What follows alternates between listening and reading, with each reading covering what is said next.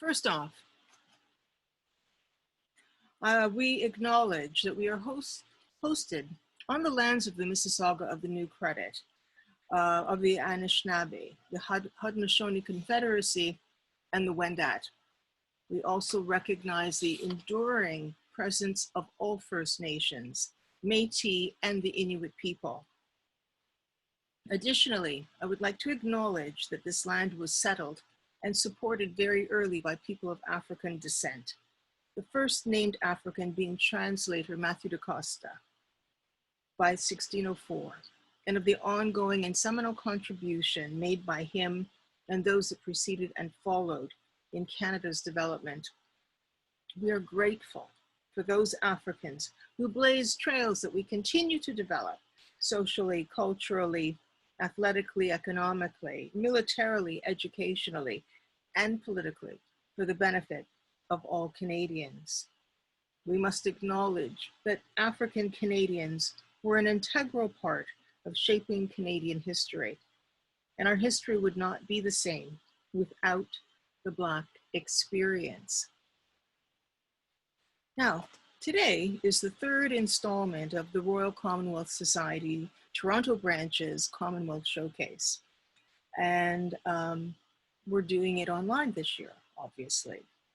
This unique event will bring together, and is bringing together, thank you, a panel of distinguished speakers and fellow Royal Commonwealth Society branches, people from the halls of education and politics, and more, to discuss the meaning of Emancipation Day and celebrate the anniversary of the British Empire's abolition of slavery. A special musical performance will also take place, and we'll try and unmute the right people at the right time. This event takes place at the midpoint of the UN International Decade for People of African Descent. And this online programming initiative was in part triggered by the unanimous advocacy of 54 African nations in the UN seeking discussion on anti-Black racism. Now I'm going to search for your name and unmute you in a moment, but Tiki Mercury Clarke is a multi-talented Canadian-born singer, pianist, storyteller, lyricist, composer, and cultural historian. She has become a keeper of African ancestral wisdom and, in harmony with tradition, a vessel for the often hard to find, authentic African North American musical expression called jazz. Tiki has appeared on stage, in theatrical, nightclub, cabaret, and concert settings, and appeared in TV, film, and radio productions.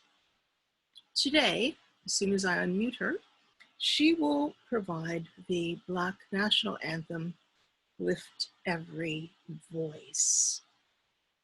So let's see if we can do this.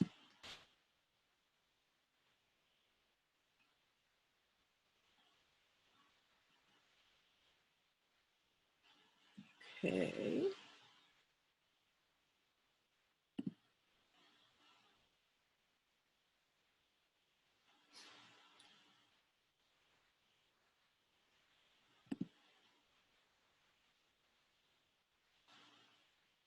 And there we are.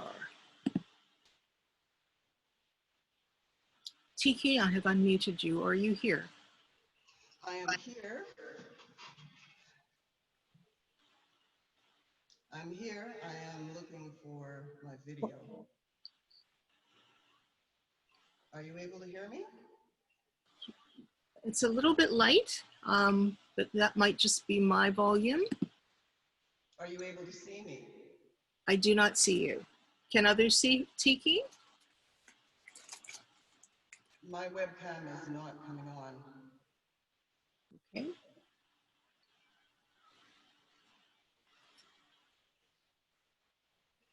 But we can hear you. All right, I'll go ahead then. This song that I'm going to sing was first introduced to our American African community in the year 1900.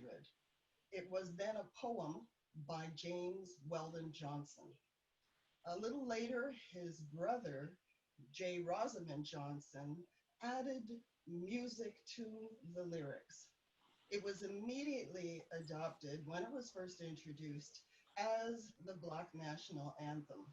And because of the very close relationship between the American African community and Canadian African communities at the time, because of the shared history as well, it was immediately adopted as our national Black anthem here as well. It's called Lift Every Voice and Sing.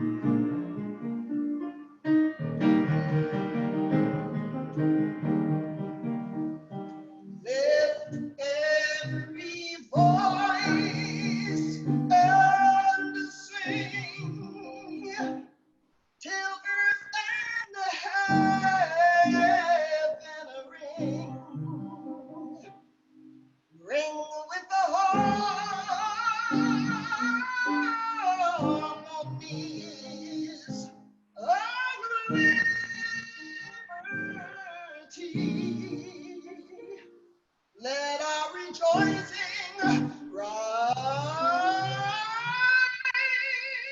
high as the listening skies. Let it resound loud as the rolling sea.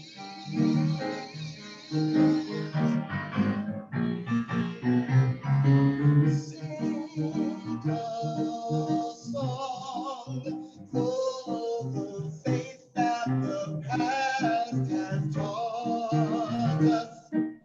Sing a song full of the hope that the present has brought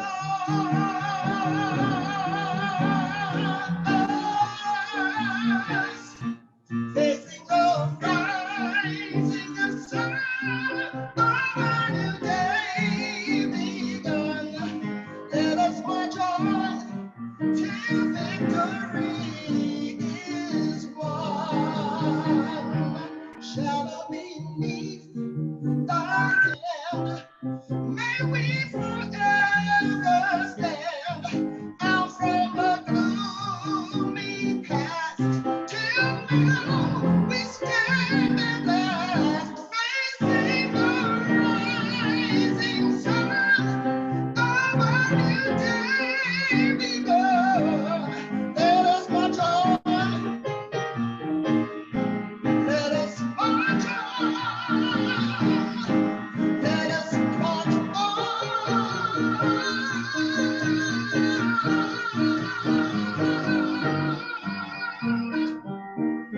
Till victory is won.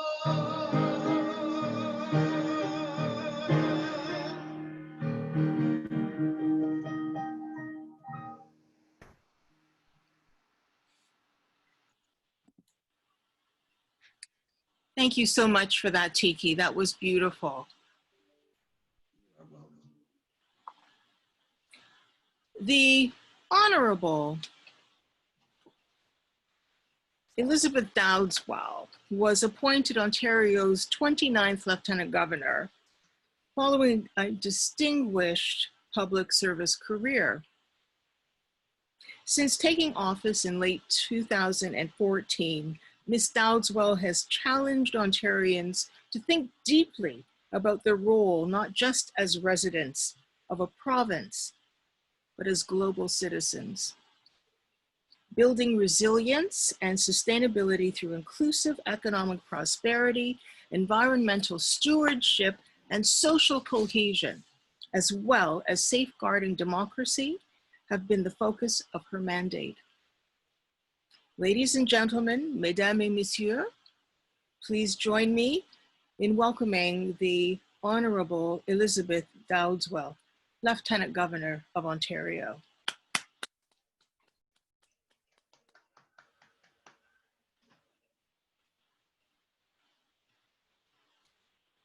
Good morning. Can you hear me, Rosemary? I can, but I don't know why I cannot see you. No, my video cam isn't working either for some reason, but I'm happy to go ahead and say hello to everyone. Happy Emancipation Day. Bonjour and bonjour.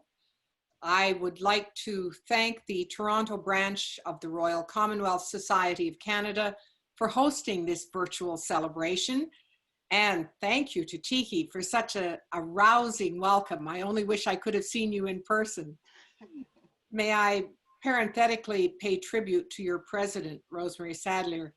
It's a testament to her persistence that Ontario has officially marked Emancipation Day since 2008. And I know that thanks to her efforts and yours, momentum is growing across the country. So I am pleased to join all of you again and eager to hear from our lineup of speakers this afternoon. But let me first say a few words about the times in which we are living. The COVID-19 pandemic has been devastating. Few of us can recall any circumstance when something has affected everyone, everywhere. And now, of course, there's an unmistakable desire for normalcy and a longing for some inkling of when the end will come and when the future will bring. So given that everything that's going on, sometimes it doesn't feel right to be celebrating. But I can't help but think that it's always right to celebrate freedom. Freedom from want, freedom from need, freedom from violence, freedom of opportunity. As Canadians, we can be proud of the role this country played in abolishing slavery. And indeed, it was my predecessor, John Graves Simcoe, who in 1793 passed the first law limiting the slave trade in Canada. Crucially, it was abolitionists, whom today we perhaps would call activists, who led the way and who over the next 40 years advocated for the end of slavery across the entire empire. I also can't help but think that we should celebrate those who still long for freedom, for those who demand accountability in the face of systemic discrimination. And we can do so by joining all of their struggles as allies. Given that we're now halfway through the International Decade for People of African Descent, there's no time like the present. Between the pandemic and the ongoing protest movement against anti-Black racism, it's clear that we can't go back to the way things were. So while there's a very real possibility that we might merely drift into a new normal, I think we have, in fact, an opportunity to design a better, important project. This Commonwealth Society has a role to play. I applaud your ability to bring people of different backgrounds in support of something larger than themselves, the Commonwealth of Nations. And I commend your focus on justice and reconciliation in all their forms. Today's just one example, and I would say that notwithstanding technical glitches, you have found a silver lining in virtual gatherings. I'm pleased to see you expanding the reach of the Commonwealth to include people from across this country and beyond the seas. So as honorary patron of the Royal Commonwealth Society of Canada's Toronto Branch, I'm counting on you to continue to raise your voices. I'm hopeful that something positive will result from your efforts. And on behalf of a very grateful province, I thank you in advance. Let's all take this opportunity to reflect on what emancipation really means in a post-COVID world. Merci, miigwech. Thank you so much, Your Honor. It's most appreciated. And my sincerest apologies for these technical glitches, which I continue to work on. Thank you very much. Now we will have Peter Mink, who graduated from the Royal Military College. He obtained a degree in engineering physics from Queen's, a master's, and a doctorate in low temperature physics from the University of Toronto. He served as Vice Provost of U of T. He's concerned about the negative impacts of technology on the environment and, of course, on humanity. He became president of the University of Prince Edward Island and became involved with the exciting work that was taking place in PEI on appropriate intermediate technologies. He developed courses on energy, environment, and the economy, and technologies for sustainable development, and continues to write about how small islands can demonstrate how to use existing technologies to adapt to climate change and develop sustainability. He currently chairs RCS Canada. Peter? Thank you. Your Honor, honored guests, and fellow panelists, as chair of the Royal Commonwealth Society of Canada, it's a great honor to participate in this Commonwealth Showcase to celebrate emancipation. This event would not have happened without the extraordinary dedication of Rosemary and her team, including David Hazel and Jenny Stodola. Yes. In 1973, Brian Graves of the Royal Commonwealth Society proposed on behalf of RCS Canada that Commonwealth Day be celebrated on the same day throughout the Commonwealth, and has since been celebrated every year on the second Monday of March. Now Rosemary is advocating with wide support that Canada designate the 1st of August as Emancipation Day, as described in the Private Members Bill Motion 36 by Majid Chawari MP. Now, in spite of the years that have passed since the abolition of slavery, the long and brutal struggle for equality and equity has not yet achieved the lofty goals of the United Nations or the Commonwealth Charter.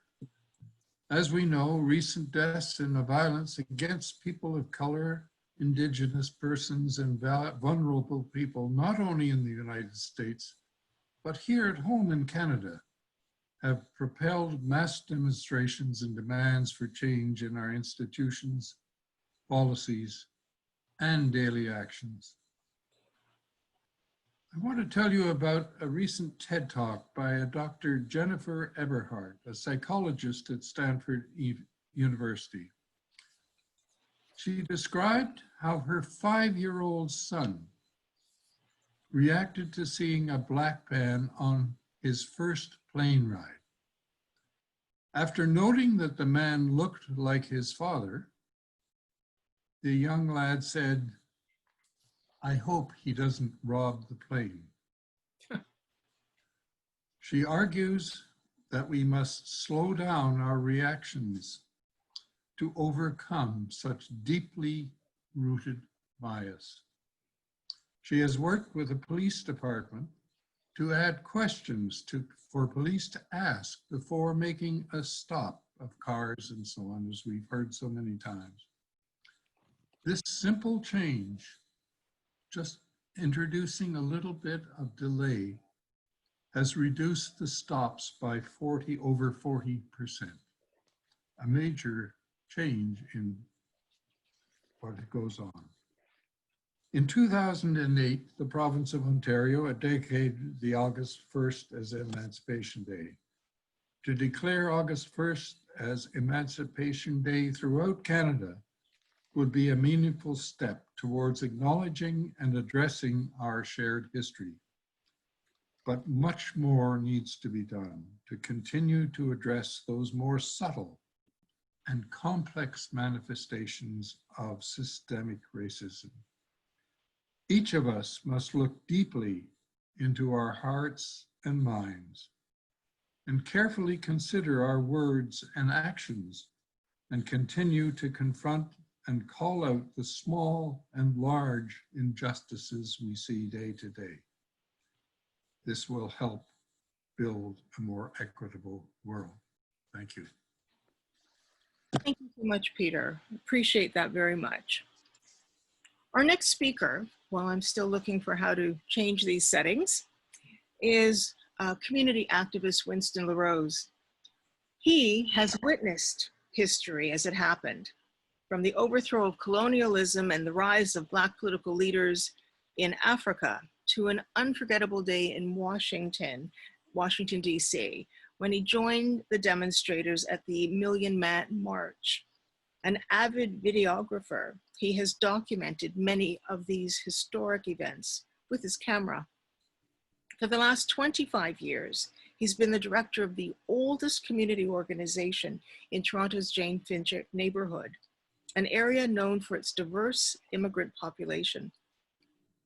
At the Jane Finch Concerned Citizens Organization, JFCCO, LaRose and his team help residents navigate issues like police brutality and deportation. Here is Mr. Jane Finch. Well, good afternoon. I trust that you can hear me. We can hear you. We just are looking to find a way to see you. Well, my goodness, I'm happy that I'm able to be on, but let me first of all congratulate this great society, the Royal Commonwealth Society, and for selecting you as its Ontario chair. I don't think that they could be better represented in terms of the leadership capabilities that you have demonstrated over the many years of your tenures at the OBHS and other great leadership roles. I'm particularly pleased that I'm a part of this significant event marking Emancipation Day here in our wonderful country, Canada. I would like to also express my sense of gratitude to the other panelists, including Dr. Maurice Spygrave, who is a phenomenal leader in this country and one of the originals at one of the major legacies of African Canadians from the Caribbean background of Caribana. Very important legacy. And of course, the very illustrious Dr. Gervan Feron. I want to acknowledge you, Dr. Feron. You've been such a great leader and mentor, and we look up to you a lot. Rosemary, as you know, the struggles in this country, like elsewhere, has been very difficult. Emancipation Day acknowledges and recognizes the struggles of Africans, Black people around the world. A great country like Haiti that led the charge is not even recognized. Leaders like Toussaint Louverture and Dessalines, who opened the doors, and Kofi in Guyana, I'm of Guyanese background, in 1763, uprisings that brought about emancipation eventually, abolition and then emancipation. In Canada, we have to find ways to welcome and celebrate the great work of contributors such as yourself, but certainly going back to the original Matthew da Costa and all the trailblazers along the way, including, of course, Lincoln Alexander, Jean Augustine, but we cannot forget Harriet Tubman, the great leader that helps to populate this country with African residents coming from the United States. I want to be able to express that the province of Ontario, the federal government under the Prime Minister, will help you, Rosemary, to establish that museum and heritage center that you wanted to signify in this country. We need to build that with Metrolinx in the Jane Finch. They better come on board and support this. I'm going to ensure that the Premier chimes in on this, because it's very important that our legacies, the legacy of Caribana, must come back to the people of African descent that were the Liverpool brothers and others, Bev Salmon, that owned that great committee, Charles Roach.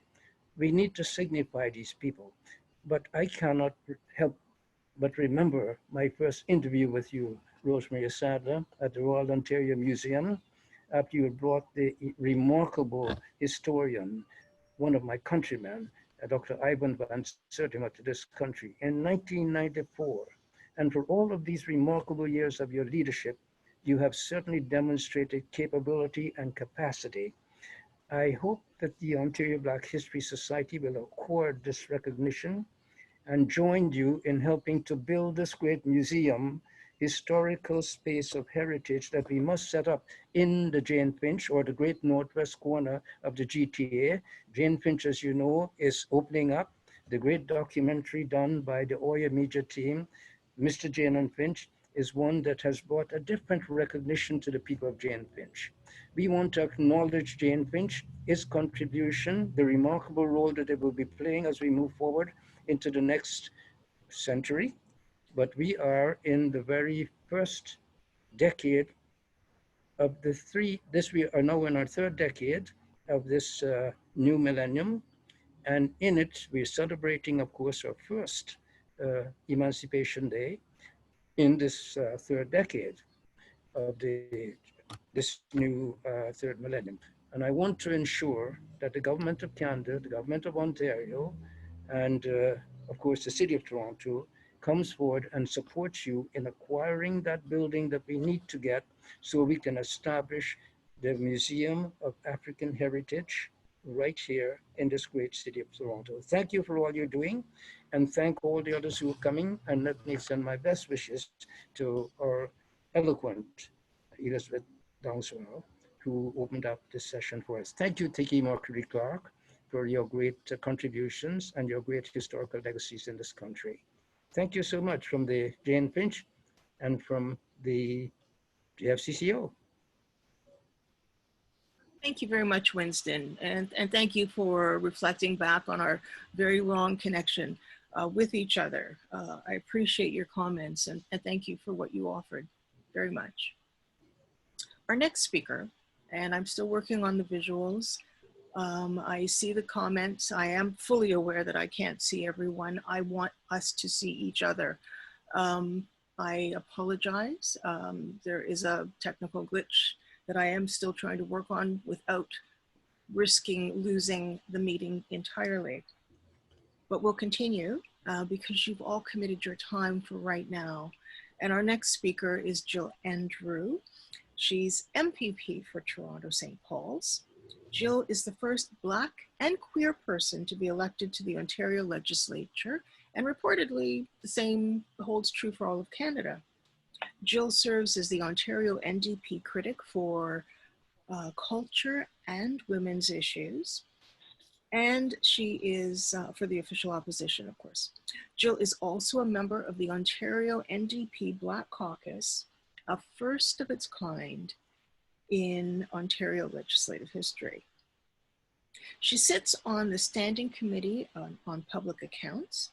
She's also the co-founder of Sizeism Sucks, which is a body confidence awareness, part of the Body Confidence Awareness Week, for sure. And she advocates to end size, weight, and appearance-based discrimination, harassment, and bullying.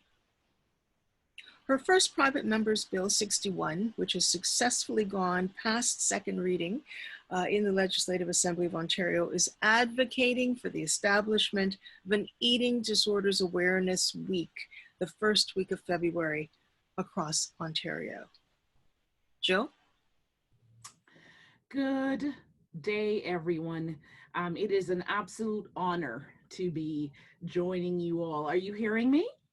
Yes, I'm hearing you. It's an absolute honor to be joining you all today as we celebrate, commemorate, acknowledge Emancipation Day. And frankly, the liberation of people of African descent, not only in Canada, not only in Ontario, but I hope one day nationally as well too. I cannot say how thankful I am to you, Rosemary Sadlier, for being a mentor, for being a role model, for being an icon. So many of us have been able to look up to over the years for our own education and our own affirmation of self. I'm a proud member of the Ontario NDP Black Caucus, the first of its kind in Ontario. And while I know that we're celebrating Emancipation Day differently today, virtually, I know that there are certain things that will remain the same. And that is our commitment beyond this day of tackling anti-Black racism, tackling anti-Indigenous racism. And we really must commit to doing that intergenerationally. It's not only our elders who should shoulder this weight. It's certainly not only our youth. We must do it together. And we must tackle, systemic structural oppression wherever it rears its ugly head. We have seen it rear its head in policing. We have seen systemic violence towards our Black children rear its head in education. We've seen it in healthcare. We've seen it in the inequitable access to housing and to other community social services and community benefits that our communities, as Black communities, as African Caribbean communities, need to thrive. So I am certainly happy to be part of an official opposition that recognizes the need to have legislation that addresses anti-Black racism. We are consistently advocating for the creation of a robust and funded anti-Black racism directorate, for instance, an anti-racism directorate, something that the Honorable Zenena Akande was instrumental in creating, the first Black woman to sit ever in the Legislative Assembly of Ontario, and who also happened to be a member of the NDP, and someone I greatly aspire to be like in my political journey as well too. You know, we have also been advocating for a provincial anti-racism strategy to address the disproportionate impact racism has against our Black children. We also know that our Black children and Indigenous children are disproportionately represented in care. And this is something that we also must tackle as well. You know, so overall, I want to say, what does emancipation mean to me? Emancipation is freedom.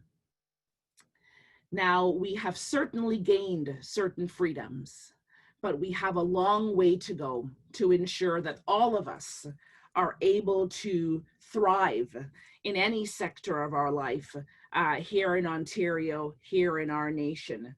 That is crucial. And especially now with COVID-19, which has exacerbated inequities that we certainly know all too well through lived experiences. We must now address these inequities that are head on, that tens of thousands of folks across the globe have been marching vehemently against the injustices of not only our ancestors, but the injustices that we are still dealing with now in the 21st century. And I cannot say enough how important it is that we take the reins and keep rising, keep uprising, keep fighting for our freedom and our liberation, because not only our physical health or our economic health matters, and you know, our mental health is at stake if we do not commit to a full-fledged fight for our emancipation. It truly is.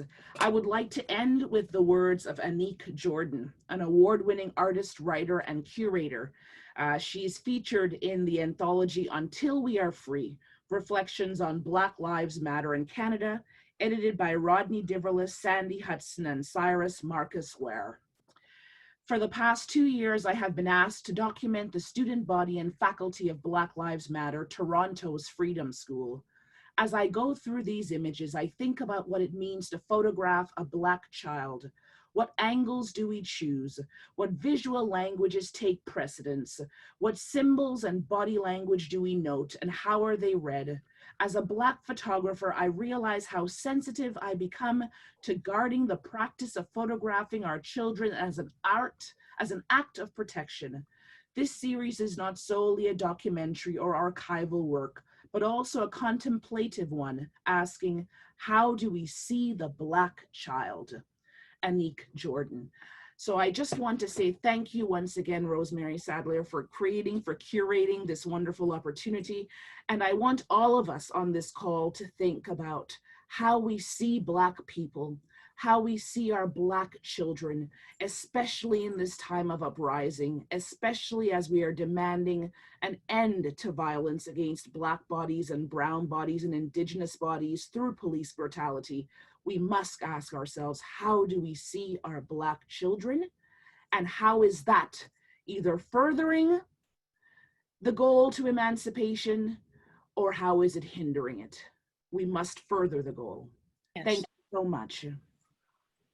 Thank you, Jill. That was a really inspired message. We appreciate it very much. Thank you. Our next speaker is located across the pond in Britain. I came across his phenomenal work. We're now going to hear from Gervan Bennett, who is an educationalist and author who is of Jamaican descent, but who was born and grew up in East London. He put together timelines on Black history primarily, but on many other subjects. He has done work on International Women's Day timelines. He has, for the Guardian newspaper.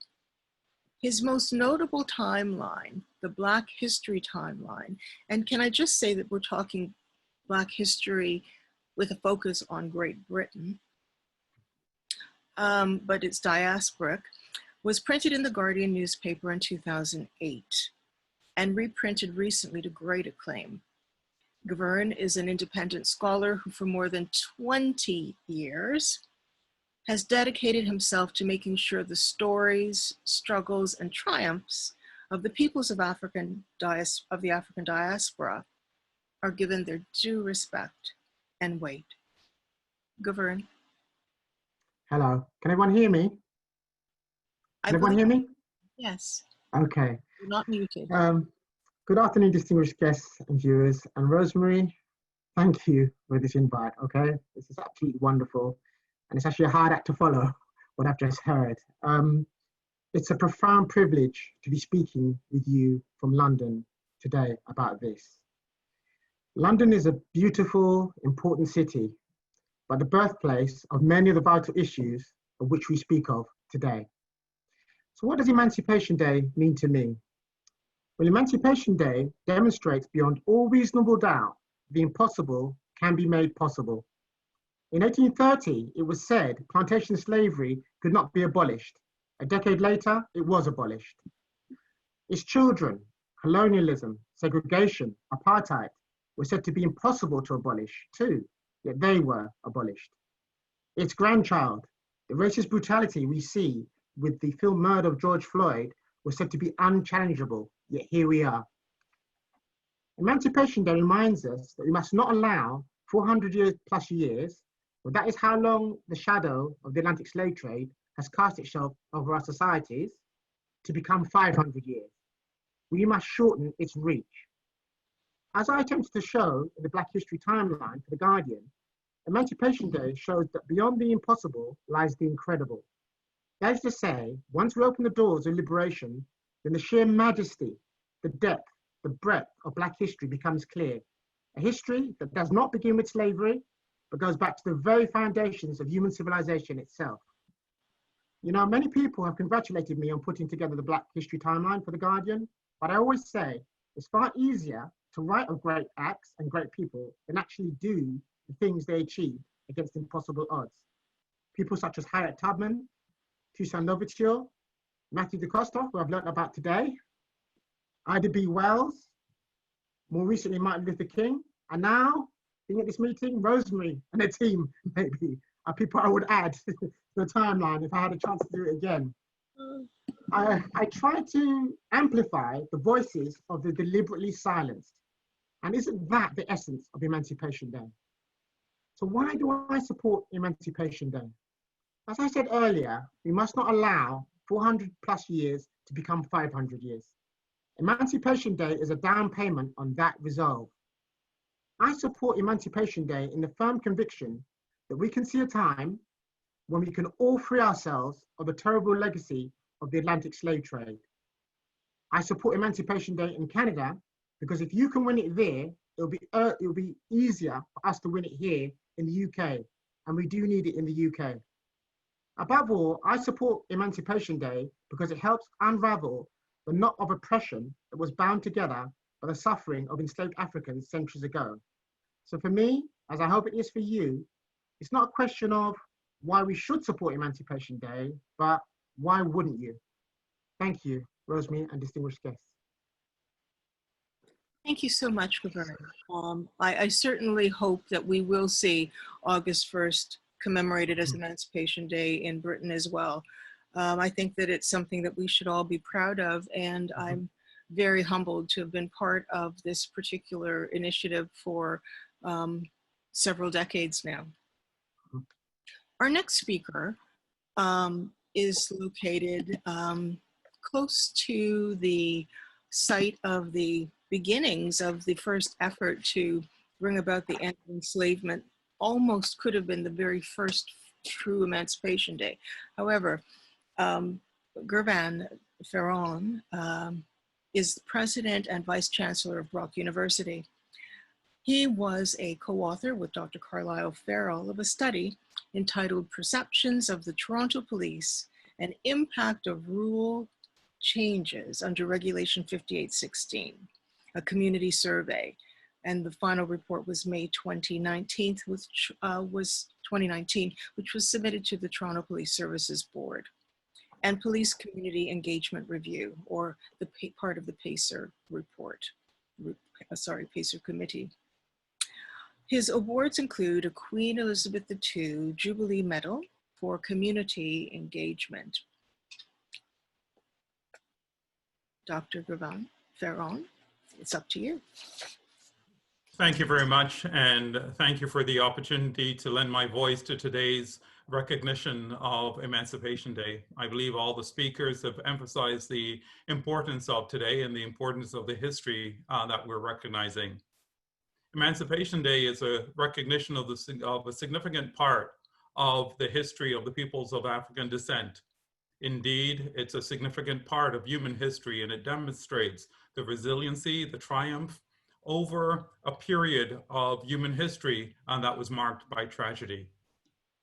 We should never forget that while we still have a journey ahead of us, an effort to be made to overcome the underlying pitfalls of the past, there is significance to celebrating the achievements of those who came before us. In that regard, I speak of Nana in Jamaica, who led the first revolt against slavery in Jamaica. Frederick Douglass, who spoke at a principal level against slavery in America, and Harriet Todman, both in the Americas as well as in Canada, who so demonstrated resistance against slavery.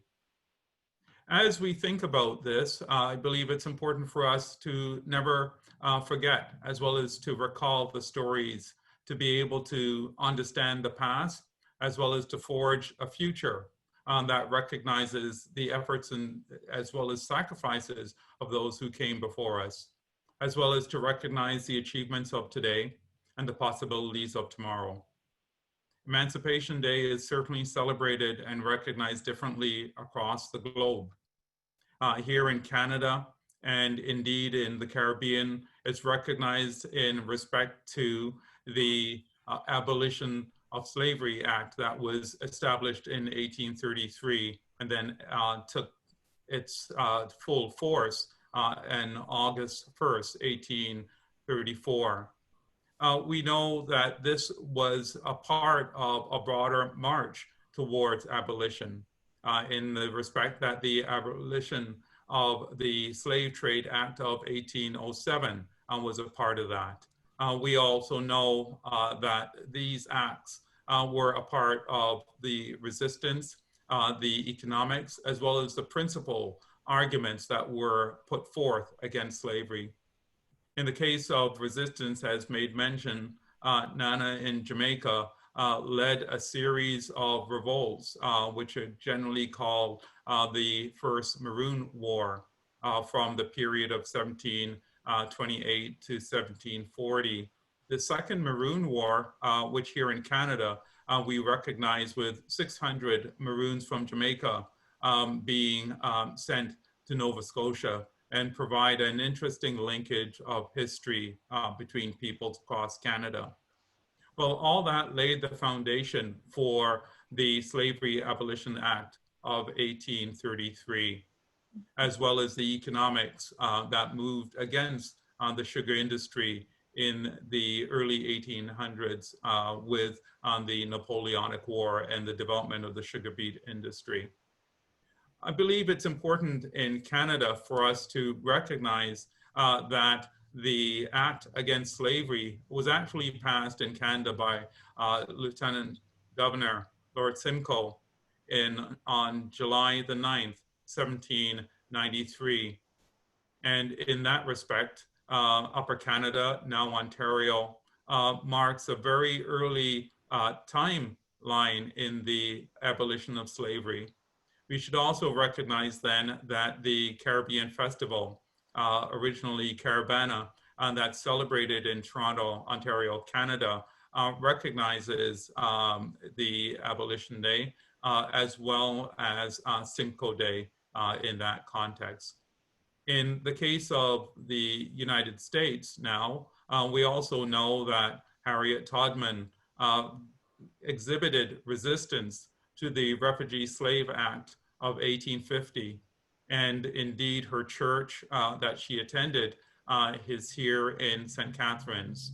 Frederick Douglass spoke against and lent a principal argument against slavery leading up to the Civil War. And then by the end of the Civil War, the proclamation, the Emancipation Proclamation, results in emancipation of slavery in the United States. What that charts then is a history of principle, resistance, including economics. And that also represents a component of the arguments that we see today in anti-Black racism, and that is also being forged. So from 1833 to now, it has certainly been a long journey. I believe on Emancipation Day, it is important to recognize and celebrate the resiliency, triumph, and contributions of those who have established the foundation to the freedom and lives that we now enjoy, as well as to the examples that they demonstrated in the needed steps to continue, that we need to take today to continue to shape our future. In that regard, I also would like to highlight the women that were so much a part of forging the ground today that we celebrate, from Nana, from Harriet Todman. And I'd like then to really thank Rosemary Sadlier for all her efforts and for organizing today's event and for having me be a part of this to share my comments and what Emancipation Day means to me. Thank you so much. Thank you. Thank you very much. We truly appreciate hearing from you, and thank you for that really precise and concise overview of the importance and the historical significance of Emancipation Day. Much appreciated. And I do appreciate it now that we're making a big jump. We're going across the ocean again, and we're going to hear from one of our Ghanaian, from Ghana, West Africa, participants, Jonathan Chris Coney. I will just read you a little bit about him. Jonathan Christopher Coney is the Corporate Affairs Manager with the Media General Group, Ghana's leading media group, media company. He is a columnist in the weekend edition of the Business and Financial Times weekend edition of the Business and Financial Times newspaper titled The Society and You, and the Executive Director of the Arts Growth Foundation Ghana, and is the brainchild behind the Aid to Trade Forum, a platform to discourse the bilateral trade relations between Ghana and other countries. He formerly served as head of communications for the Royal Commonwealth Society, Africa. Chris, are you with us? Hello. Here we are. Wonderful. Thank you very much. It feels blessed. It feels exciting to be part of this conversation, and I'm happy to be part of it. Thank you very much for the opportunity, and let me say thank you to everyone who's also made time out of their busy schedules to make sure we get this conversation going. To start with, I want to officially say kudos to Rosemary. I've known her for some time, and it's amazing the kind of passion she's got for the Black community and things that affects our people. So I think she's doing a pretty great job, and we need to give her kudos for that. But once we talk about emancipation, the question is what emancipation is. And from my perspective or where I come from, the question I ask myself is, are we truly emancipated, or do we really have the sort of freedom and sovereignty, this whole idea of emancipation comes with? I'm of the firm belief that Africans, irrespective of wherever they are, whether in the diaspora or back in the motherland or on the continent, should be concerned about issues that affect Africans everywhere. So whether they are African Americans, Africans of Canadian descent, or Canadians of African descent, for me, I think it's very important. We need to be concerned, and we need to be involved in things that has got to do with them. The whole movement for having a day recognized as Emancipation Day, it's a very great initiative, and it's a very good one. And thumbs up to everyone who's part of it, everyone who's promoting and pushing for it. But it's afternoon here, actually. It's late afternoon here. And what I want us to ponder over, or what I want us to critically look at, is the whole emancipation theory and what it comes with. I would want to side with Dr. Kwame Nkrumah, who happens to be the founder of my country, that's Ghana, and what is the whole idea and concept about neocolonialism, and how do we break off the shackles of colonialism when we talk about emancipation. Are we truly free as African people? Are we truly free as people who have served under colonial masters and all that? The question then comes to the fact that when we say emancipation, how free are we? Are we still living in the shadows of our colonial masters, or the people who gave us our freedom, or we have our destinies in our hands? Are we making our own decisions, or some way, somehow, we need to be kowtowing or bowing to some powers wherever they are? If that is what the situation is, are we truly free? That's the question. And when you come down to Africa, and when you come to Africa's or African countries, their relationship with other elements around the world, you then ask yourself if we are bold enough, if we can hold our chest up to say, yes, we are Africans, we are proud of where we are coming from, we are proud of what we've been through and where we are going.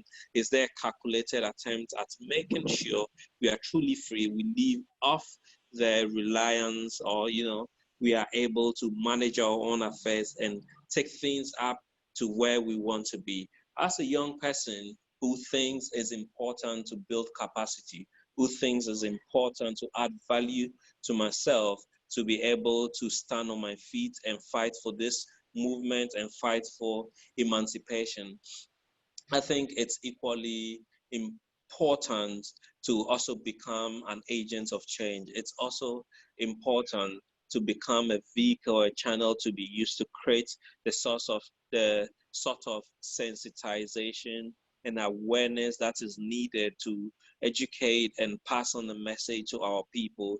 They need to hold our roots firmly. They need to identify who we are, stick to it, and push and make our identity be known, and be known to the rest of the world as people of African descent, what we represent, what we stand for, and holding on to ours. For me, it's been amazing for this conversation to be taking place, listening to people from different walks of life with different perspectives on all this thing. And honestly, I'm taking a lot from this conversation, and also as a person who wants to be a change maker, going to implement it in my small way to affect my immediate community and to also affect people who are around me. So together, we can push for the whole movement for emancipation to be totally free, and make sure we do what we want to do and not living in the shadows of anybody. Thank you very much for this opportunity, Rosemary. And it's a pleasure. It's been glad to be part of this conversation. Thank you so much. And I wish that we had better visuals so that we could see where you are. But thank you for participating, Chris, and thank you so much for your comments. Thank you very much. Our next speaker is Karen Campbell. Karen Campbell is a teacher and registered early childhood educator, along with serving as Vice President of the Elementary Teachers of Toronto. Somebody, let me just meet some people here because I'm hearing some background. Okay. She served as so she's Vice President of the Elementary Teachers of Toronto from 2003 to 2012. She served as Chief Negotiator, Grievance Officer, Benefits Coordinator, and Strike Team Coordinator. Karen was a Vice President of the Ontario Federation of Labour, OFL, and is a member of the Coalition of Black Trade Unionists, CBTU. At the provincial level, Karen has served on the ETFO, Elementary Teachers Federation of Ontario, executive since 2009. She has chaired and served on several Federation standing committees and task forces. She is a governor and fellow of the Ontario Teachers Federation and was chair of the ETFO LTD, ETFO Long-Term Disability Plan Governance Board.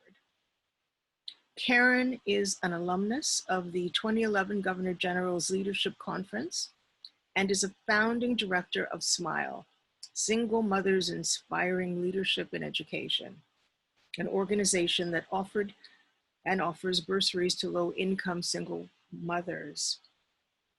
Karen was re-elected for a second term at ETFO as first vice president. Karen? Thank you, Rosemary. Can you hear me? We can. Great, thank you. It's an honor to participate in this discussion today on behalf of ETFO and the ability to commemorate the importance of Emancipation Day, a day of global significance. Its importance cannot be overstated, and I'd like to thank the Royal Commonwealth Society, the Toronto Branch, and its chair, yourself, Rosemary, for organizing this global discussion. It's truly an honor to be able to participate in the conversation. The transatlantic slave trade created damaging systemic legacies that 186 years later are still embedded and normalized within our society in Ontario and Canada. While individual acts of anti-Black racism occur daily, systemic anti-Black racism within institutions oppress entire populations on an ongoing basis. As with other institutions, such as law enforcement, oppression of Black communities and racialized groups is embedded in systems, policies, and practices. Only real structural change and authentic commitment to dismantle racism and white supremacy will free our society from the burden of colonialism and its effect. As educators, it is crucial that all of us not only teach our students, but also as leaders within society, learn about the history of our country and province in terms of the role that slavery has played over generations. Though textbooks and curriculum are now beginning to include the realities of how the slave trade impacted and disadvantaged people of African descent, we all have a responsibility to unlearn biases that we've been taught in our society. Recent social justice uprisings and protests have reminded us of the roles that activists play in correcting the injustices of the past and present.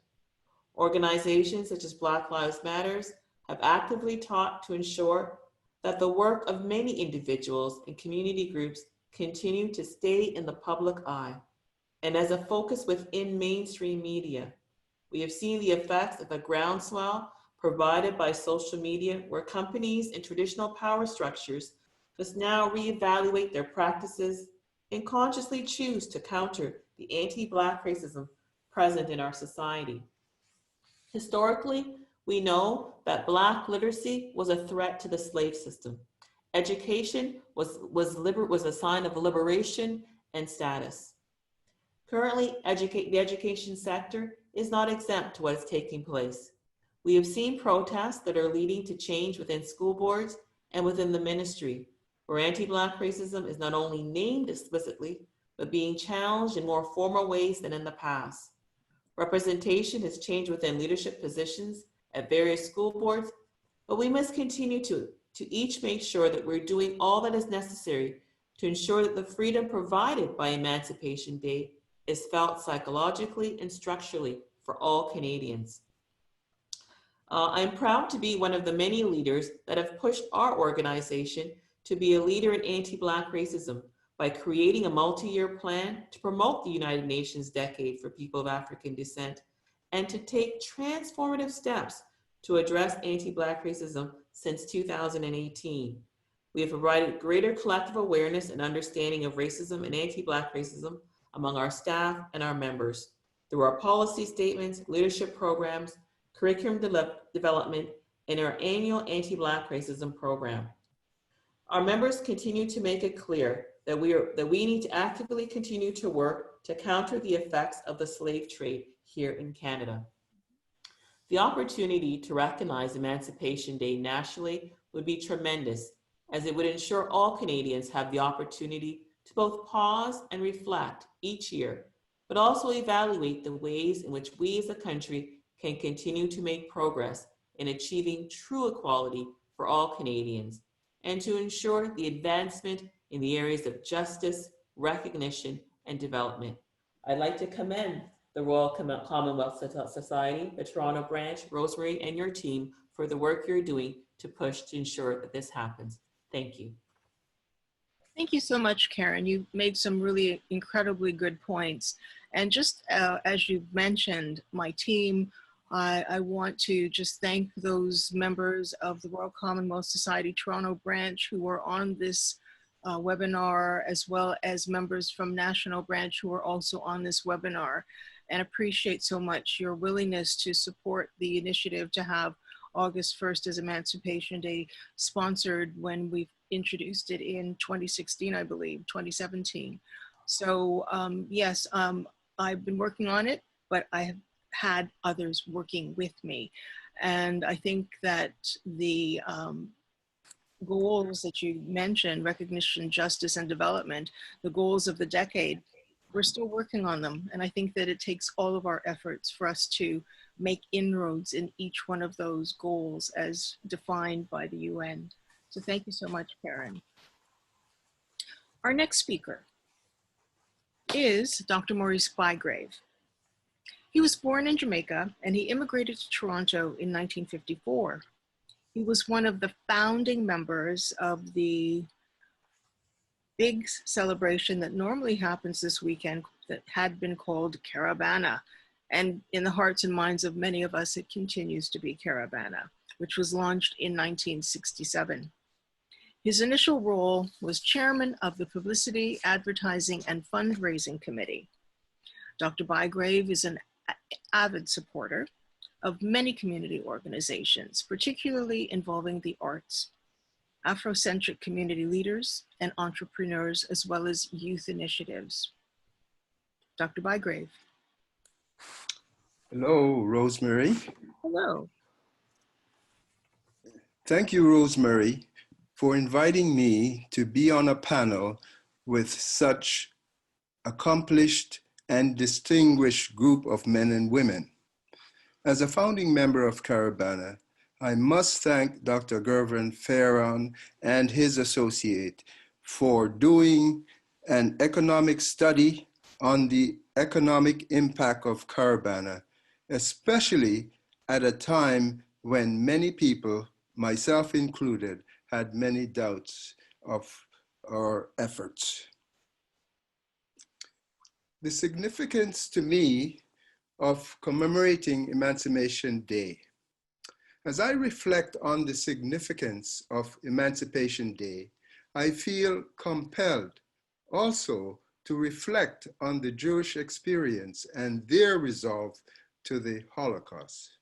Never forget and never again. This is a statement of the Jewish people at their Holocaust Memorial Day and March. The young generation of Jewish people are taught to be mindful of the past history, and heavy responsibilities are placed on them to be determined and declare, we will not let this happen again. Pertaining to African people who were enslaved, we all know about their tribal capture, the revolting conditions on the ships, the turbulence crossing the Atlantic Ocean, when those who became sick or died were thrown overboard. Some of the captives jumped overboard to escape these harsh conditions and perished in the Atlantic. The conditions on the plantations in North America and the Caribbean were just as brutal and dehumanizing because the inhumane treatment by the slave masters. Many who tried to escape were hunted down by dogs and were beaten or publicly hanged to deter others. These horrible conditions continued for hundreds of years. All human beings, especially Black people, should never forget this long-lasting dehumanization of a race, because only by remembering can we prevent its reoccurrence. Hence, there is a crucial and important need to commemorate Emancipation Day annually, lest we forget. The question, what am I doing to support the recognition of Emancipation Day? I'd like to introduce this by saying, I sent my son at an early age to Jamaica, West Indies, where I was born, to experience what it was like to be in a culture where he was not in the minority. His first experience was his surprise to see many Black children on the Jamaican Romper Room show, much unlike his experience in Canada, where he only saw white children on the show. A few years later, he was totally devastated and had many nightmares after watching Alex Haley's documentary series, Roots. I can recall seeing him crying in his room and asking me, "Why do people hate us so much, Daddy?" That visceral feeling that I had was the same type of feeling I had watching George Floyd savagely put to death by police brutality.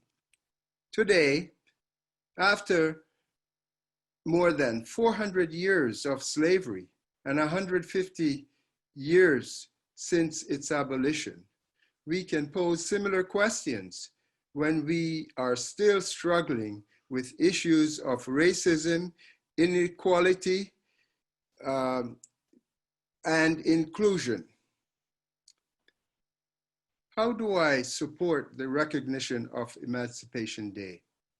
I am never too busy to share with young Black people in our schools, our churches, or our community, our history, and my experience as a Black person, as they are the future of our nation.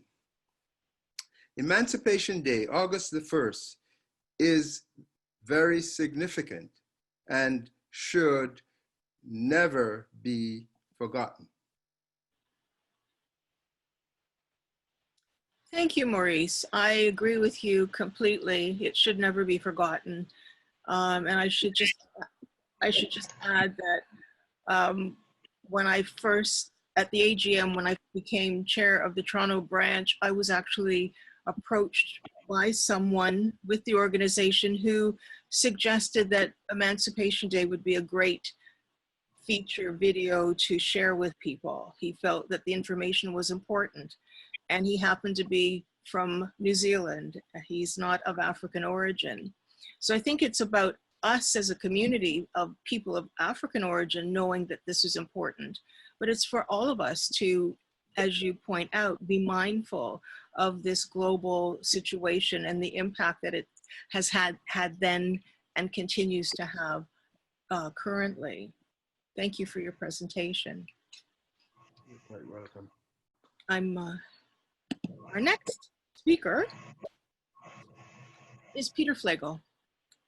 Peter Flagel is the director. Bonjour, Peter. Peter Flagel is the director of the Government of Canada's Anti-Racism Secretariat, a cornerstone of building a foundation for change, Canada's anti-racism strategy, 2019 to 2022.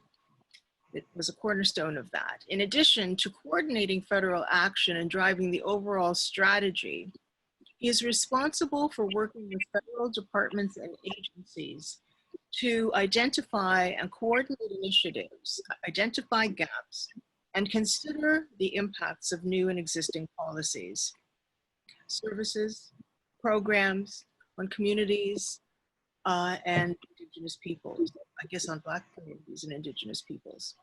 Peter has a distinguished career as a social entrepreneur, fundraiser, columnist, community organizer, and musician. I didn't know that about you. With extensive Canadian and international experience working in multilingual and multicultural settings. He has a history of leadership in the government, NGOs, and philanthropic sectors in areas including diversity and employment, as well as human rights, anti-Black racism, Indigenous issues, homophobia and transphobia, Islamophobia, anti-Semitism, youth, culture, and multiculturalism. Peter, it's a pleasure to have you with us today. Bonjour, Rosemary. Je voudrais tout d'abord prendre un moment pour souhaiter à tout le monde un joyeux jour de l'émancipation. Let me begin by wishing everyone a happy Emancipation Day. I'd also like to congratulate the organizers of this event and thanking them for inviting the Government of Canada's Anti-Racism Secretariat to participate in today's events. Today is a day that not only acknowledges the extent to which Black history is fundamental to Canadian history, it's also a day that celebrates a pivotal moment in the hundreds of years of Black presence on the territory we now call Canada. It is worth highlighting that this year, we are also marking the midpoint of the International Decade for People of African Descent, as the Government of Canada has just officially designated the enslavement of Africans in Canada as being a historical moment of national significance. And this is a key recognition that enslavement of African Indigenous peoples actually happened on Canadian land. With the Emancipation Day, we are acknowledging, obviously, the critical role that the global abolitionist movement played in engendering the liberation of enslaved Africans and Indigenous peoples. But I think we would be remiss if we did so without recognizing that abolition and emancipation would not have been possible without the blood and sweat of hundreds of thousands of enslaved Africans who connected South America, Central America, the Caribbean with North America in a revolutionary axis of resistance that saw, among many other things, my foremothers, my forefathers, and non-binary folk establish the first independent Black nation in the world. That is why Emancipation Day can be seen as a pivotal moment in a long march to freedom, which continues to this very day. We need to look no further than the COVID-19 pandemic to see that systemic anti-Black racism and systemic racism in general is well and alive today. What began as perhaps anecdotal evidence has now been supplemented with hard data, which is proving that Black Canadians are disproportionately bearing the brunt of the pandemic, whether we're looking at it from a health perspective, an economic perspective, or a social one. Let's be clear, COVID-19 is not introducing anything new. It is only exposing and exacerbating already existing structural iniquities in our society. At the Government of Canada's Anti-Racism Secretariat, once the pandemic hit, we quickly jumped into action, establishing a whole-of-government task force comprised of 26 departments and federal institutions to not only look at the way in which the pandemic is affecting what we call equity-seeking communities, but also work to ensure that the federal emergency responses were tailored to address the specific ways that racialized communities, Indigenous peoples, and religious minorities were being affected. We were able to engender certain levels of changes in many areas, including CERB, making it more accessible, making sure that funding for community organizations would also be more accessible. But as many of you have reminded us, there still remain gaps. And that is why we're looking forward to work with you to ensure that the federal recovery measures being developed currently are done in a way that addresses the issues facing Black communities and other racialized communities across the country, whether we're talking about Black businesses, tackling systemic barriers, or changing the narrative. And as part of this, we also hear you on your call for Emancipation Day to be officially recognized nationally. We hear you clearly. And so that's why we hope to continue working with you directly in our push against systemic racism within our federal institutions, so we can all live up to the legacy that Emancipation Day offers us today. Thank you very much. Thank you so much, Peter. I really appreciate hearing that, and I appreciate your being part of this today. Can I just take this moment to say, on behalf of myself, my profound apologies, sincere apologies, for the technical glitches that we are experiencing today. But that does not change the value of these presentations, nor does it change how much I appreciate that you have taken the time to be part of this today. Thank you, Peter. Thank you, all of you, so much. We have one more speaker. Then we will have a final musical number. And I'm hopeful that if it's possible, there might be a couple of questions that we would have time for. So our final speaker is from the continent again, from Nigeria. We have Blackson Beyiwuma, who is the director of the Royal Commonwealth Society Nigeria branch.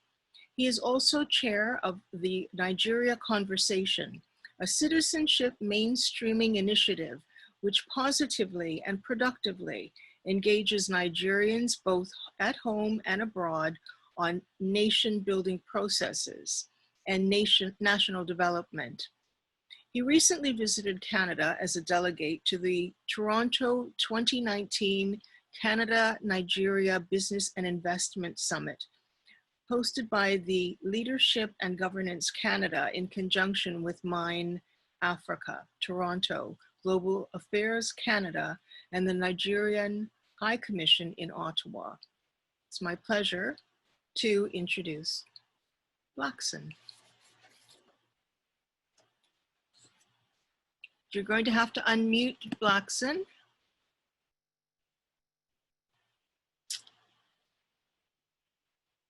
You have to unmute.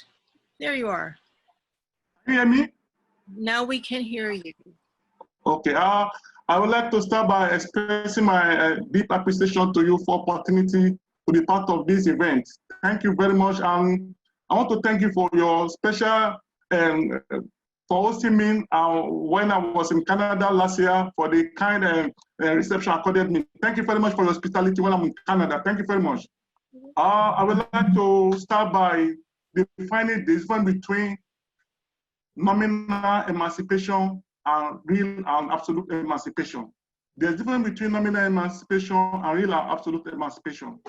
Because in nominal terms, when you have emancipation, it doesn't reflect inequity, inclusion, injustice, there is not real emancipation. So when we talk of emancipation, we talk of emancipation in terms of inclusion, in terms of equity, in terms of justice of the Black people or Black community across the world.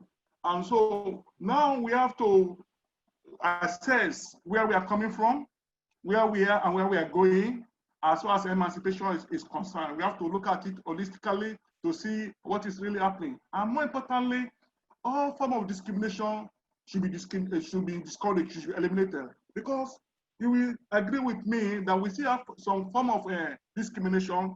There's still political discrimination, there's economic discrimination, and we still have social discrimination against the Black community across the world, especially in Canada and some other world.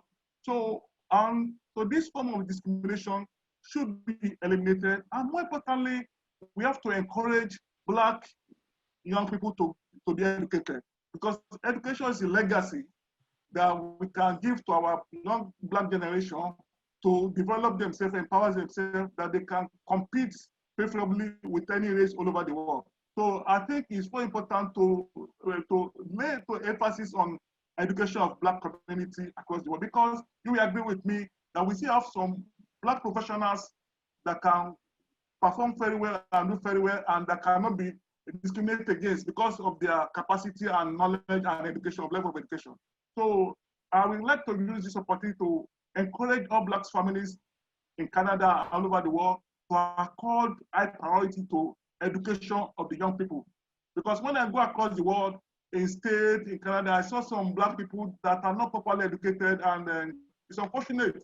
It will be difficult for them to realize their potential by not having adequate education. So we should, as well as we are celebrating the 2020 Emancipation Day, it's better to encourage education among the young people, to really encourage them to have a capacity, to build their capacity to have a better education, so they'll be able to compete preferably anywhere they are. I think that is my suggestion, and that is my my position from here. So all form of discrimination should be eliminated, because you will still agree with me, like I'm saying, on some part of the world, there's still racism, there's still racial discrimination, there's still white supremacy.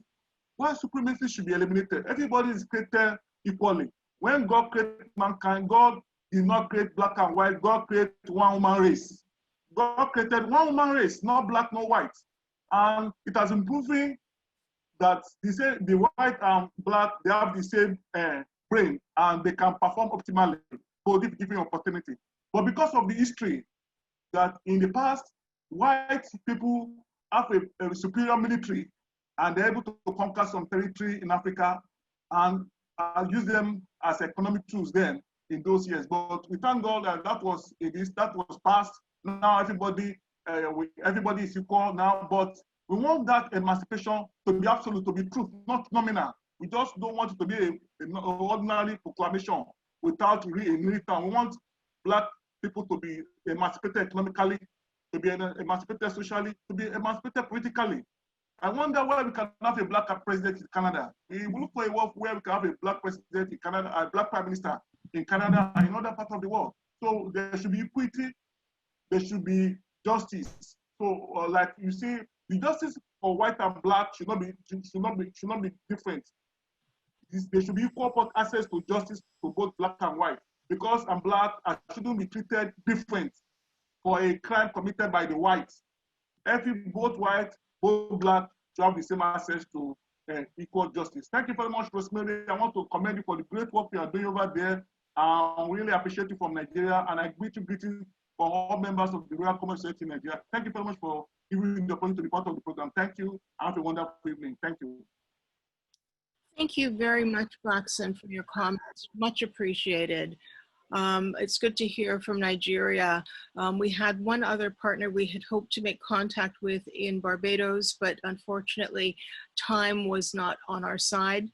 And I think just monitoring some of the comments that we have coming up here, I think it's on us to try and organize more of these. Absolutely, the glitch will be worked out the next time, but to have more opportunities to talk and engage people and help to raise awareness, to find out what people are doing and find out what people plan to do. I also noticed that one of the questions that has come up has to do with how best to support our initiative to see August 1st as Emancipation Day. Yes. Okay. Hello, what did you say? Yes, Blackson, what was your question? No, what do you say? I think, what do you say? What do you say? I'm saying that in the future, we probably need to have more events, number one. But if people would like to support our initiative to see August 1st as Emancipation Day in Canada, they would need to write to their MPs indicating their strong support to see this happen. And if you are not in Canada, to perhaps begin that initiative where you are, if it is not already officially commemorated. So it will add to the discussion.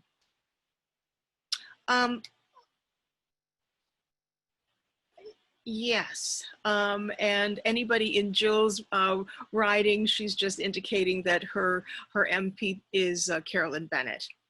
So we're going to close off now with a selection from Tiki, Mercury, Clarke. And then if you should have any questions, I suspect I'm going to try and unmute things a bit more, but first we'll hear from Tiki.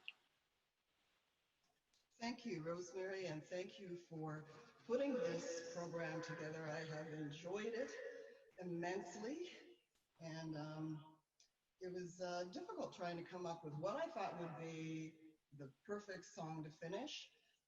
There were a lot in the running. This is the one that I chose.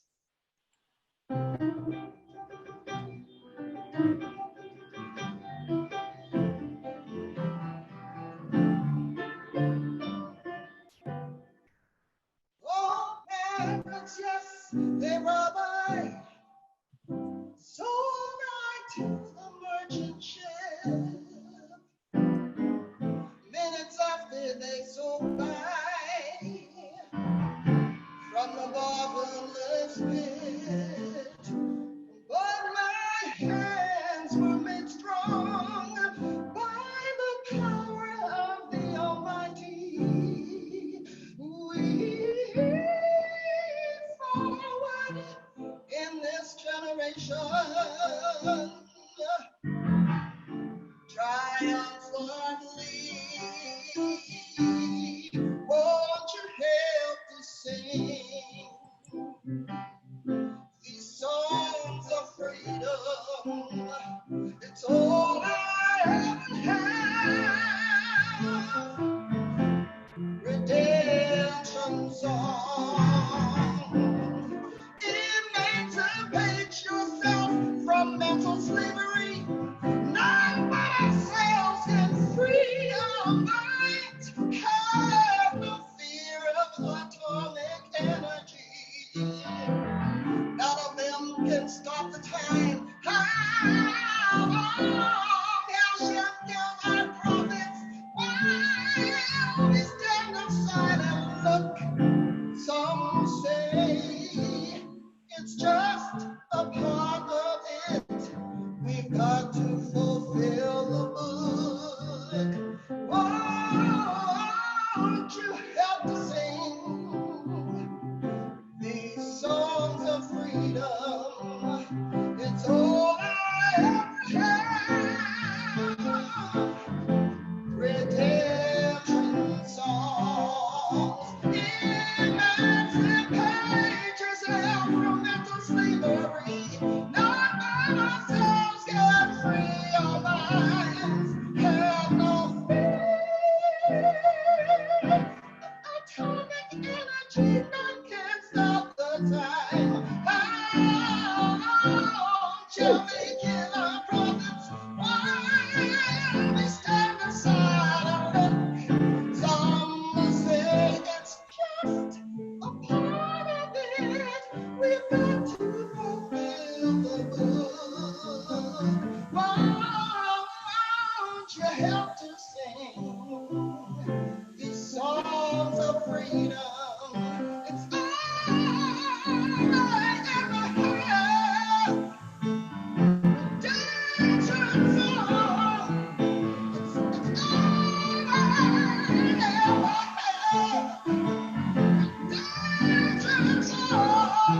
It's all I ever have. Redemption song. It's all I ever have. Redemption song.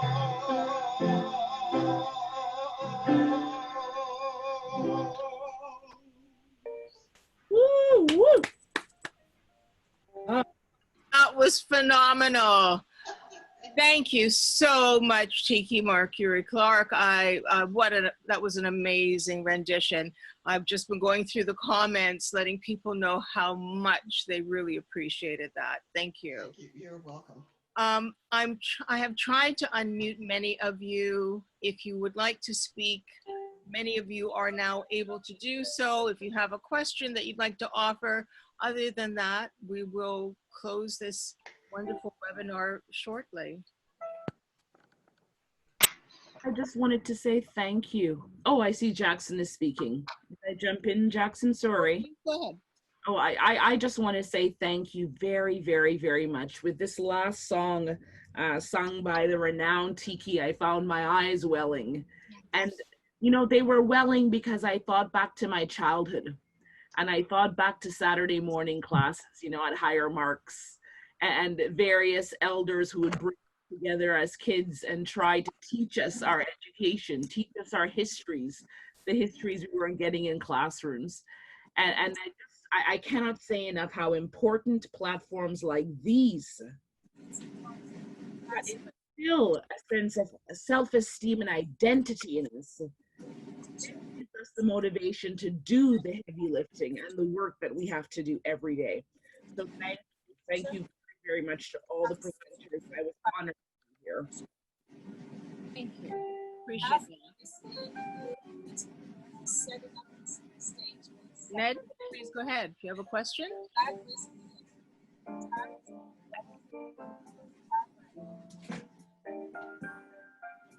Hi, Rosemary.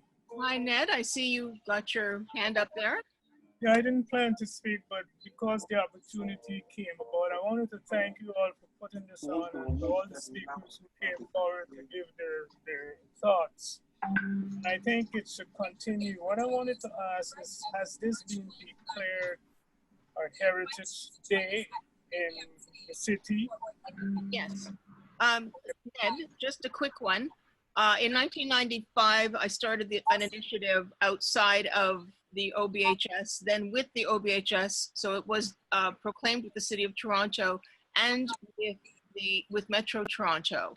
Later still, on the first unanimous bill in the province of Ontario, it went through the province in 2008. But it's gone through many iterations and many levels of support nationally to the point that we're at now, where with the support of the RCS, it was, one more request was made to the federal government. And it went to first reading in the House in March, was interrupted by COVID-19. So we're looking forward to the resumption of the session in the fall, and ideally the passage of a national declaration for August 1st as Emancipation Day. Well, I hope it comes through by 2021 so we can have a much larger in-house celebration. Well, exactly. It would be nice to have a real big party. Yes. I see C. Lloyd Stanford wanted to say something. Yes, Ms. Sadlier, I wanted to congratulate you on this excellent initiative. Thank you. I want to say that all the speakers were spot on. I found all remarks thought-provoking, but I'm particularly struck by the call to action, first about the recognition of the day, which I support very strongly, but also the strong suggestion out of Nigeria that a great emphasis be placed on education. And very much of the thought that the observation that he made about finding a lot of uneducated Black people in Canada was the message. But generally speaking, obviously, better education will meet both goals that you have set out to achieve. So that is in terms of not forgetting, and secondly, of building capacity for the future. I'll leave it at that. But I have to tell you that I've been observing your work over the years, and I'm really impressed by all that we've done. And I'm glad that today that's been recognized by all the speakers, and I suspect all the persons who have been privileged to be in on this conversation. So keep up the very good work. Thank you. Thank you very much. I saw another hand, or did I? Sorry, it's there's a lot of people here. Your phone for the meeting. Oh, was it you again, Ned? Go ahead, Ned. Ned, did you have a comment? No, I'm sorry. Okay, so I see Ned, and did I see David Spence? Yes. Okay, so let's do Ned and then David Spence.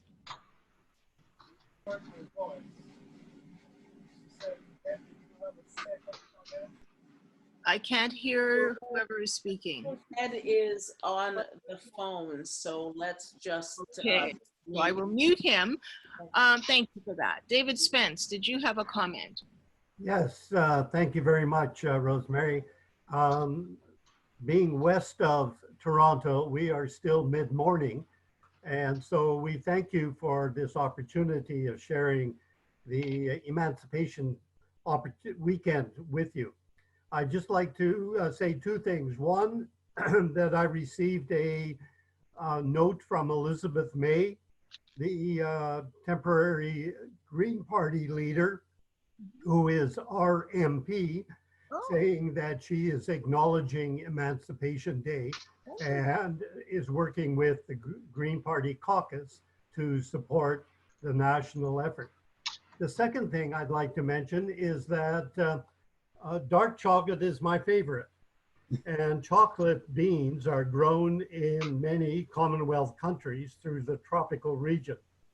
And there is still a lot of industries and farmers working to release or to create better working and labor opportunities for children and for the supply chain of all the chocolate movement around the globe, whereby it ends up in our own individual palates and we rejoice and are glad. So for me, that is one area where I am working to encourage the ICI and the International Labor Organization toward better labor conditions for the farmers of cacao beans. Thank you, and God bless you. Thank you. Thank you all. I do so appreciate everybody's time today and the conditions that we're trying to do this in. We started the event at 12 noon Eastern time, very much because of people like David Spence, who is in British Columbia on Canada's west coast, so it's morning for him, to accommodate our partners in Great Britain and West Africa. And my general view of the comments that have been coming in suggests that there's great support for in the future. And I very much appreciate that you have all opted to be part of this today. We hope to have more events like this in the future. And is somebody trying to speak, or? Yes, can you hear me, Rosemary? Who am I hearing? Can you hear me, Rosemary? Yes, I can. Who is this? It's Winston LaRose. Okay, go ahead, Winston. It didn't line up. Yeah, I had a final question. I wanted to support you in that effort to establish a national African museum here in Toronto. I think Heritage Canada and the government of Canada needs to stand up in this year, in this decade that we're celebrating, acknowledging the contribution of people of African descent. It's critically important that we have a monument encasing site that will allow for all of our legacies. And Canada can lead the way in this. Here in Canada and in Toronto, under your direction. I know it's a big task, but you've already been on the road. So we'll support you in every way we can to make sure that this happens. Winston, I appreciate that very much. For the purposes of this particular webinar, that is not one of the projects that the Royal Commonwealth Society has supported, but it is certainly something that I've most recently been dealing with other partners. And it's, that's a different kind of situation with different challenges, as I'm sure you can appreciate. So that's a conversation for another webinar. Thank you. Thank you. I believe that's all the comments that we have. Oh, I have one from Basil, and I can't find you. Where are you? There you are. Basil in Ottawa, Basil Crozier. Yes, hi, Rosemary. Can Hi. you hear me? Yes, I can. Yes, I just want to congratulate you and all of the speakers on this very special event. I think it was very good, and I can see it growing throughout the Commonwealth and throughout the RCS organization. I just want to echo what resonated with me in terms of Nigeria's comments, and really it's the importance of education. We've heard that from Toronto as well. But the thing that I want to interject is maybe the issue of economic equity and changing the perception and changing the perceptions and stereotyping of Black people so as to highlight the successes, the economic successes. I find it very interesting that you have companies like Google and Facebook investing in artificial intelligence chairs in Africa. That changes the stereotype as to what the contributions can be from Africa. And I think that could be an important dimension to the discussions here. Well, thank you for contributing that comment. Thank you, Basil. And I see I've got one.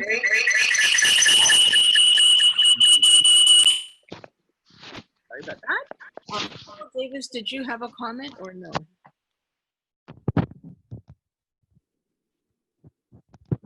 Paul?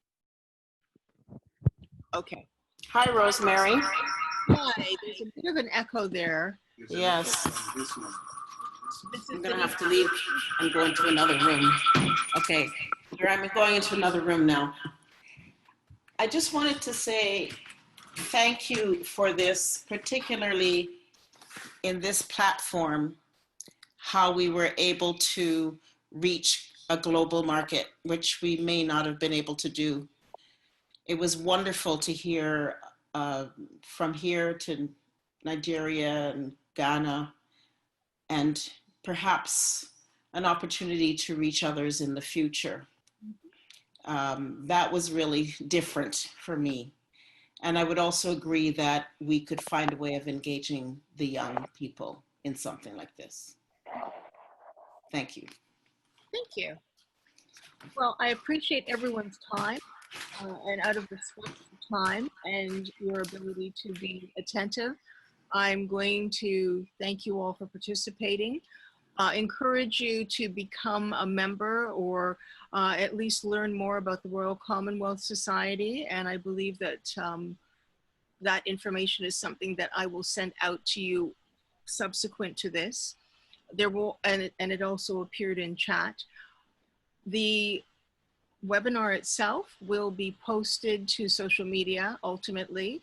And I'm so sorry, again, that's my personal issue, not an issue of the organization, that these technical issues have taken place. But the material presented, the concepts presented were phenomenal. And thank you so very much. Thank you to people here, thank you to people away, and thank you to people who perhaps will in the future consider being supporters of either the whole idea of Emancipation Day and or the Royal Commonwealth Society. It's 2020 and we're moving ahead. Thank you for being part of that. Bye.